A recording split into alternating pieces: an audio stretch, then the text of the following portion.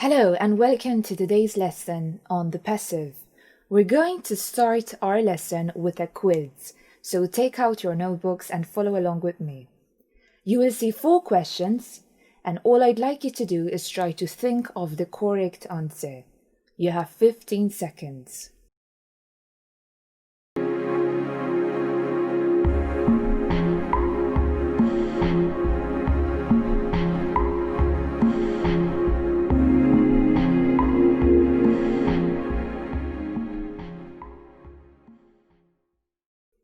Okay, let's check your answers. The first one, the Mona Lisa was painted by Leonardo da Vinci. Guardians of the Galaxy was directed by James Gunn. The first modern Olympics were held in 1896. Penicillin was discovered by Alexander Fleming. You'll see the exercise again, but this time I have removed the verbs for you. Don't go back to the beginning of this lesson, just try to fill in the gaps with the correct verb form.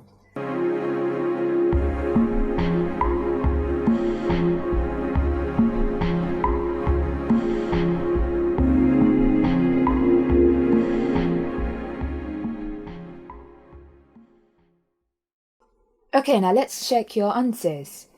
The Mona Lisa was painted by Leonardo da Vinci.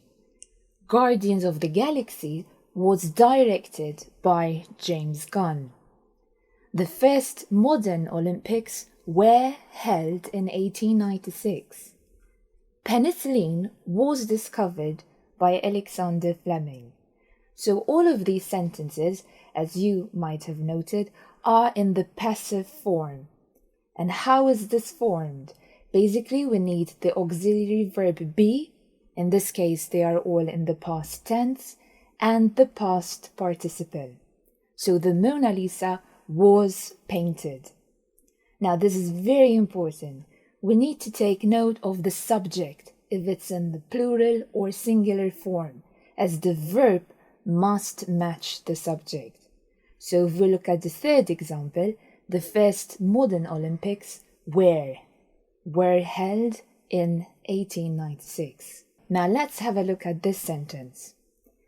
James Gunn directed Guardians of the Galaxy. Who's the subject of this sentence? James Gunn. The verb is directed and the object is Guardians of the Galaxy. SVO, subject, verb, object.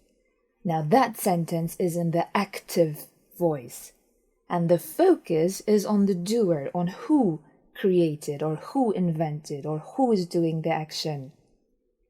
Now if we had to look at this sentence, Guardians of the Galaxy was directed by James Gunn. The focus now is on the what was created, on the object, which is Guardians of the Galaxy, the film. We have the verb, so auxiliary be in the past, singular was, and the past participle directed. And notice that there's a word over there, by. By is introducing the doer, who created the action, James Gunn. So that sentence is in the passive voice. We can say that the active voice shows what something does, who created the action, and the passive voice shows what happens to something, or who is receiving, or what is receiving the action. Let's have a look at another example. The school was built in 2005. Do we know who built the school? No. Maybe we're not interested, we don't care that much on who built the school, but we're focused on the school, on the object. Let's have a look at this sentence. The government built this school in 2005. That's in the active voice. The subject is the government, the verb is built, and the object is the school. If we had to change this in the passive voice, we're focused on the what, on the object, which becomes our subject. This school was built, remember, be plus past participle, in 2005. without mentioning the doer. If we want to mention the doer, remember, we add that word. What's that word? It's by. So this school was built by the government. The school is receiving the action, the government is doing the action, and the doer is mentioned by that word, by. A common mistake that English learners tend to make, and which is imperative for using the passive and all other tenses effectively, is that of the subject-verb agreement, which I have mentioned earlier. It's just as it sounds. The subject and the verb in English sentences must match. So, for example, if we have a look at the first sentence, Valletta, that's singular. It takes a singular verb form, is, and the past participle form of the verb, visited by several tourists. Valletta is visited by several tourists. But look at the second sentence. The rooms, so it's more than one, it's plural, were painted last week. This is for you. Avatar was or were directed by James Cameron. Do we have a singular or do we have a plural noun over there? It's a singular noun, so we need the singular verb form. Avatar was directed by James Cameron. Avatar and Titanic was or were directed by James Cameron. We have two this time, two films. So Avatar and Titanic were directed by James Cameron. So for all tenses, the form of the passive can really be summarized as be and the correct number and tense. So if it's present, if it's past, if it's perfect, and the past participle. So for example, is visited, Valletta is visited by several tourists. Were painted, the rooms were painted last week. Has been decided, it has been decided. Now, let's have a look at the form. The passive can be used with present tenses, past tenses, and future tenses. Let's start with the present, and we're going to look at the simple tense, the progressive or continuous tense, ing, the perfect, and the perfect progressive or perfect continuous. In the active, we would say she drives. The passive, the car is driven. She's driving. The car is being driven. She has driven. The car has been driven. She has been driving. And we don't normally use the perfect progressive in the passive tense, so I have omitted that. Now let's look at the past. She drove. The car was driven. She was driving. The car was being driven. She had driven. The car had been driven. She had been driving, and we do not normally use this again in the passive voice, so I left that out. Now, finally, the future. She will drive. In the passive, we would say the car will be driven. She will be driving. The car will be being driven, which is not used that much. She will have driven. The car will have been driven. And finally, she will have been driving for 3 hours. The car will have been being driven. It's not used that much in the passive. So as we can see, the passive and the active voices present two different windows onto the same event, but they are not the same in their meanings. Usually we use the passive because we have a reason to do so, and we're going to look at some of these uses. We can use the passive when we want to follow an impersonal or academic style, usually in formal writing. For example, you are advised to be at the examination center 30 minutes prior to the exam. What's important over there is the action, that you are there 30 minutes before, not on who is telling us to be there on time or 30 minutes before the examination starts.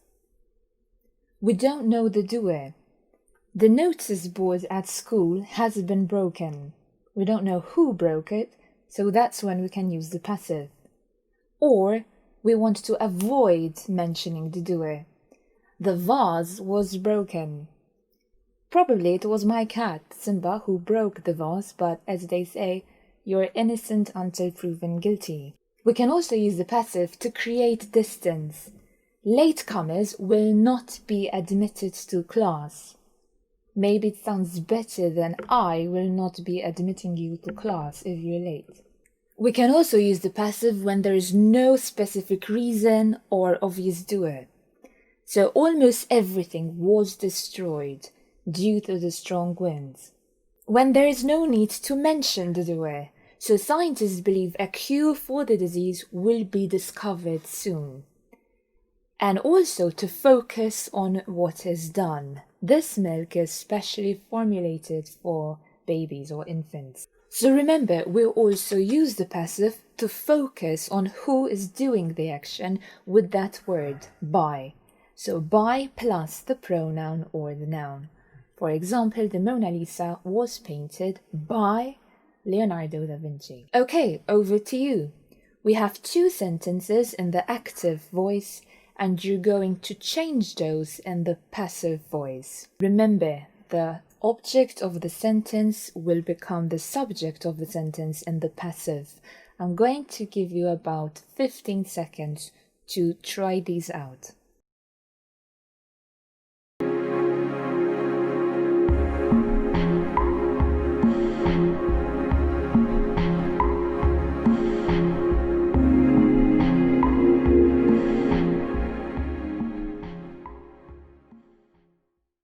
Okay, let's check your answers. All the jewelry has been stolen. We can say by the burglars, but it is unnecessary to mention that. A week after the test, the students will be informed about their results by the instructor.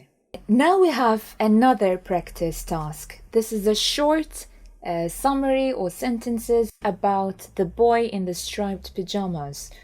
Some of you might be reading this book at school. I'm going to read out the text with you, and we need to fill in the gaps, sometimes with the present simple. Remember, when it's a summary, it's narrating something, we need the present simple, and sometimes with the passive. In the present, past, future, you decide. Okay, let's start. The Boy in the Striped Pajamas, a fictitious novel. It by John Boyne in 2006. It in Nazi Germany. It, the story of Bruno, a young boy living in Berlin, and Shmoo, a young prisoner who friends. The story, the horrors of the Holocaust through the eyes of the young Bruno. A film adaptation of the novel in 2008. Take your time and try to fill in the gaps with the right verb form. Then we're going to check the answers together.